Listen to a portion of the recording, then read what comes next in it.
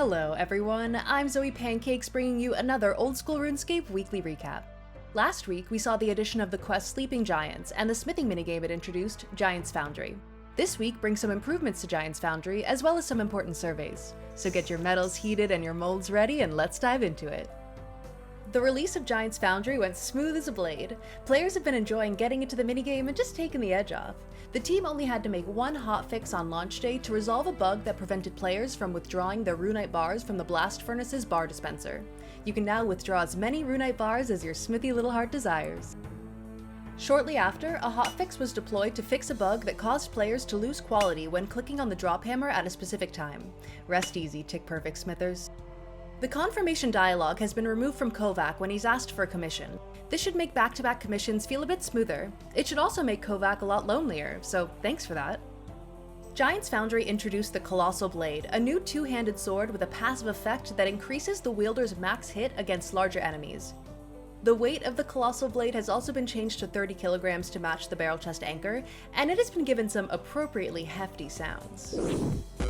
You previously were unable to move while examining your finished product before turning in a commission.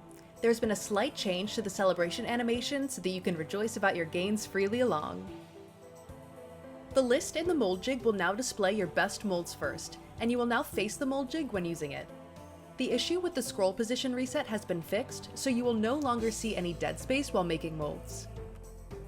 Using the X option when adding armor or weapons to the crucible will now remember the last number you put in the next time you open the dialogue, so you can keep adding the same amount to the crucible with ease. Hopefully some of these changes will make your smithing grind feel clean and shiny. As well as those improvements to Giants Foundry, the team has also made a number of smaller changes based on recent player feedback. 2 more chests have been added for use with Scully's loot keys. One is upstairs in the Grand Tree Bank and is available on all members-only worlds. The other is in the Lumbridge Castle Courtyard, available only on PvP worlds. Unranked Group Iron players can now see the braziers at the God Wars Dungeon boss rooms and KQ lair that show whether the iron instances are occupied. The Take Net option on the Spirit Angler next to the Temporos reward pool no longer involves going through any dialogue. The door to the Zamorakian Chapel in Varag now swings the other way. And honestly, same.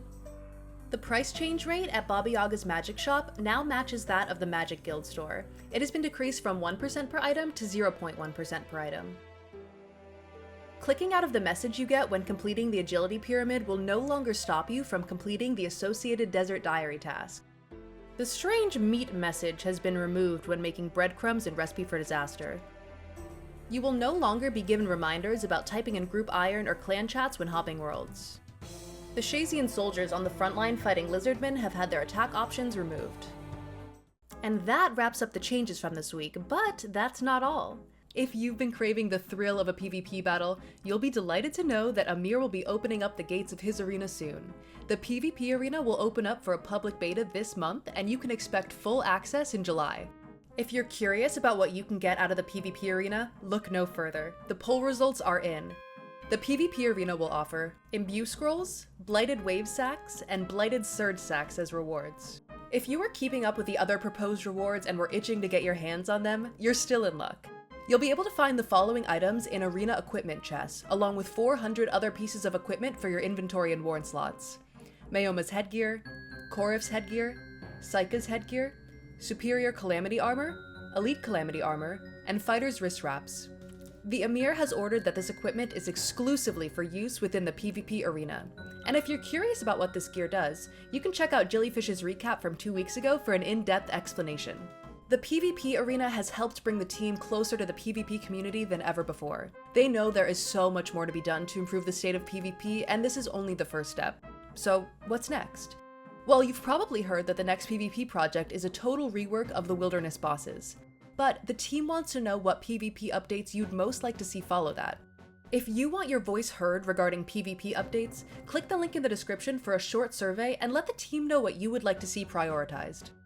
Also, last week a survey was sent out via email asking players for their thoughts on a lot of potential game modes. If you haven't filled it out already, click the link in the description to give your thoughts on a world of possibilities that could be added to Old School RuneScape in the near future. For this week's Community Spotlight, we wanted to highlight this remarkable Blender animation by The Scold, titled walking through Port Sarim during sunset.